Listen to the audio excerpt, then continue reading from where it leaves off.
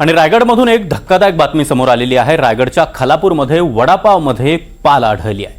चौक गावातील उजाला हॉटेलमधील हा धक्कादायक प्रकार समोर आलाय। आक्रमक ग्रामस्थांकडून हॉटेल बंद करण्यात आलंय। अन्न आणि औषध प्रशासनाला कारवाईची मागणी इथल्या ग्रामस्थांनी केली आहे। रायगडच्या खालापूरमधील चौक गावामध्ये हा धक्कादायक प्रकार समोर आलेला आहे। वडापावमध्ये पाल आढळून आली आहे। या संदर्भात अधिक माहिती देण्यासाठी आमचे प्रतिनिधी मेहबूब जमादार आपल्यासोबत आहेत।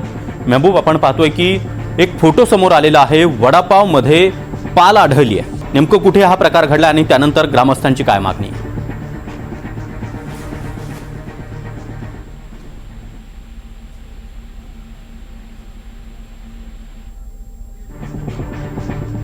तर मेहबूब सोबत आपला संपर्क होत नाहीये, मात्र ही दृश्य आपण पाहतो आहोत।